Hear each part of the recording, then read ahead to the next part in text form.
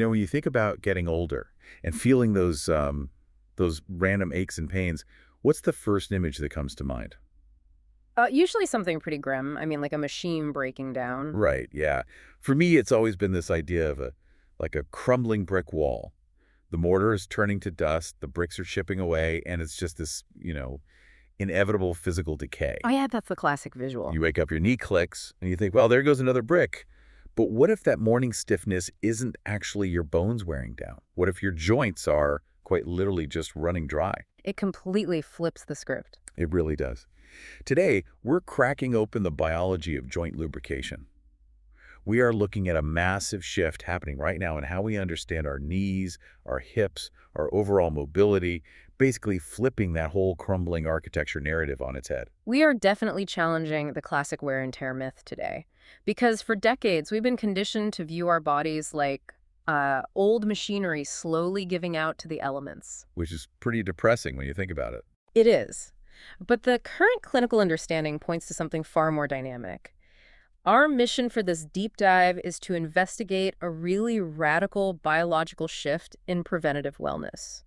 We're specifically looking at an excerpt titled The Lubrication Secret: Restoring Smooth Joint Mobility Naturally. Yeah, and we're looking at why a targeted approach, especially focusing on a trending product called Joint Genesis, is just dominating the conversation right now among adults over 40. Exactly. Okay, let's unpack this because if my knees aren't a crumbling brick wall, what are they? I mean, are we really just wearing out, or is there a totally different mechanism at play here? That is exactly the question we need to ask. And to find the answer, we have to zoom way in, past the Yeah. bones. We need to look at the microscopic environment inside the joint capsule itself. Down to the cellular level. Right. For a very long time, medical professionals and, the general public, they blamed almost all joint discomfort on structural degradation, bone grinding on bone. The old wear and tear. Yeah, but our joints aren't just dry sticks rubbing together. They're highly complex, enclosed ecosystems that rely on a very specific viscous fluid to function. So we're talking about synovial fluid, right? Like the natural oil of the human body. Think of it more as a sophisticated viscoelastic gel. Synovial fluid is produced by the specialized membrane lining your joints, Okay. and its primary job is to keep the cartilage coated and the joint surfaces gliding without friction. But here is the biological reality that gets completely ignored. Synovial fluid isn't just water. Right. Its star player is this massive complex molecule called hyaluronin, or hyaluronic acid. Wait, hyaluronic acid. I usually hear about that in the context of like really expensive skin creams, not my knees. I know, it sounds like a skincare pitch, but it's essentially the exact same principle, just scaled up for heavy machinery. Hyaluronin molecules act like microscopic, highly absorbent sponges. Sponges. Okay, I can picture that. They have this incredible capacity to bind to water molecules up to 1,000 times their own weight in water. Wow, 1,000 times. Yeah. So when your joint is healthy and it's packed with these hyaluronin molecules, it creates osmotic pressure. It physically holds water inside the joint capsule, which creates this really thick protective cushion. Oh, I see. So it's not just a slippery surface on the bone, it's actual hydraulic pressure keeping the bones separated. Precisely. It's a fluid cushion. But as we age, the cellular factories inside the joint lining, they're called synoviocytes, they start to slow down. So they just stop making as much of the gel. They produce less hyaluronin. Yeah.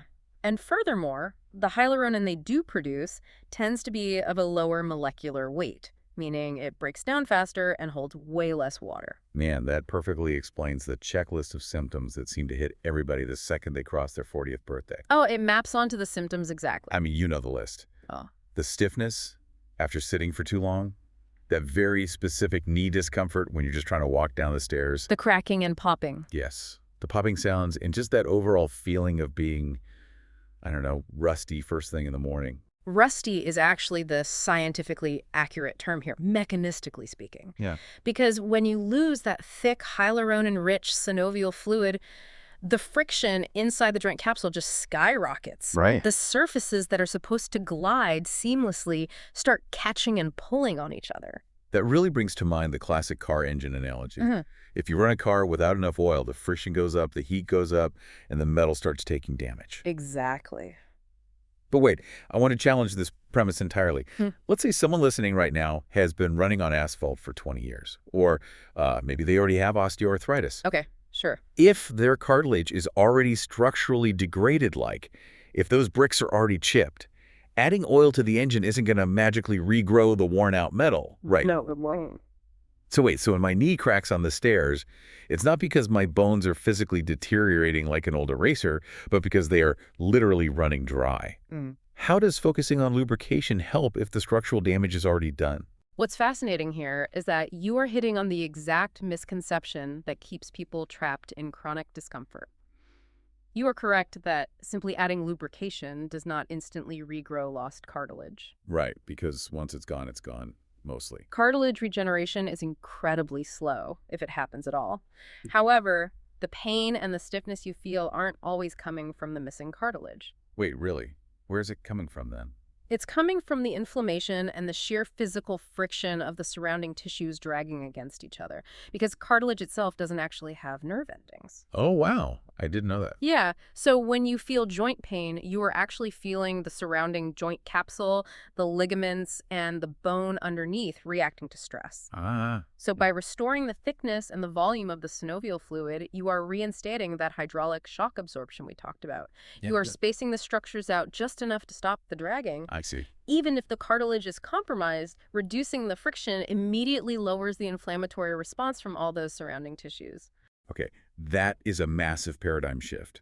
It completely changes how you approach the problem.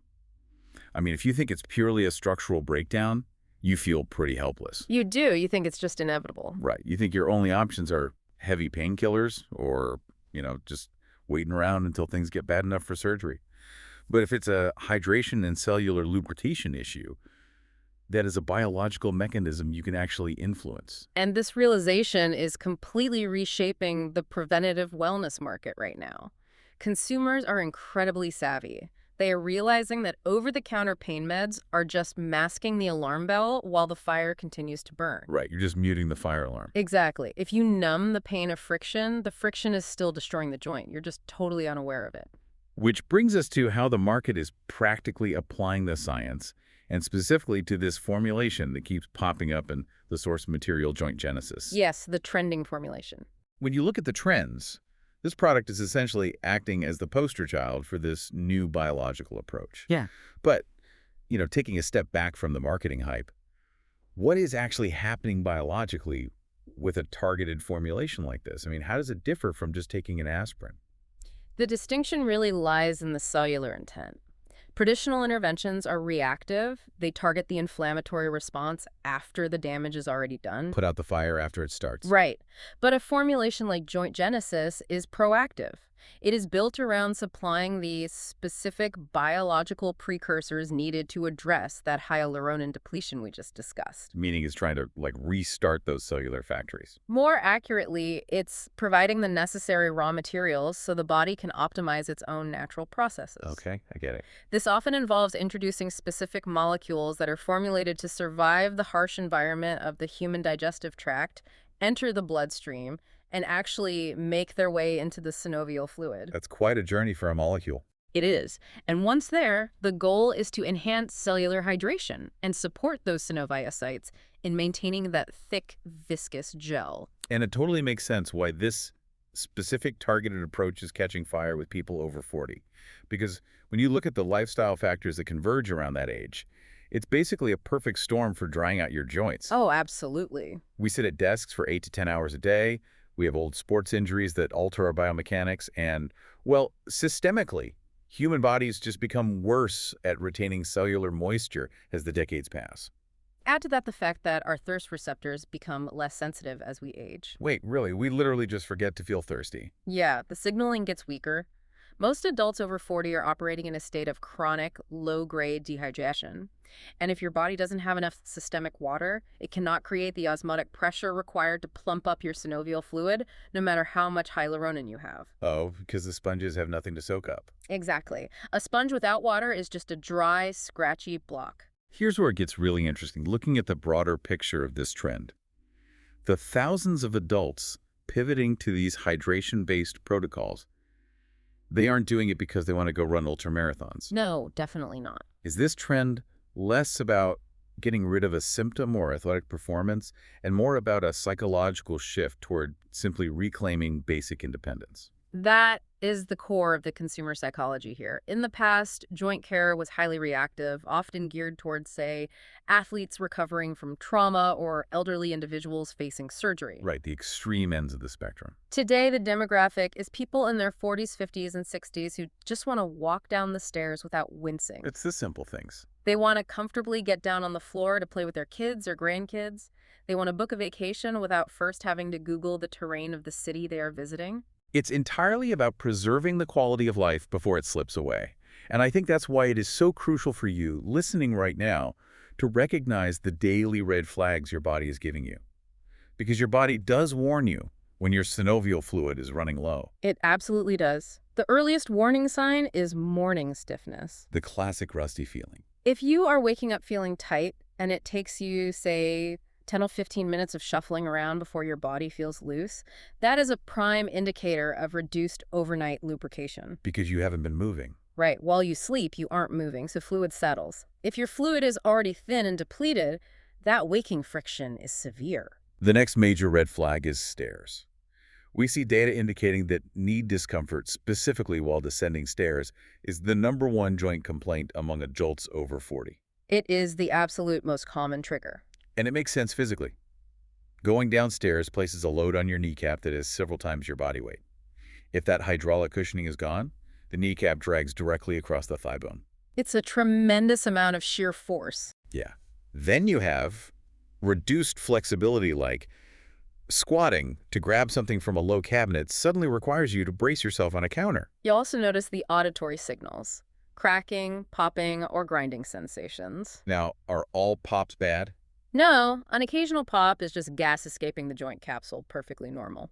But persistent stiffness, accompanied by a physical grinding sensation, like sand in the gears. Ugh, that sounds awful. That is the sound of friction. But the final red flag is the one that really gets me, because it's not physical at all. It's behavioral. The avoidance. Yes, it's the subconscious avoidance of activities you once loved.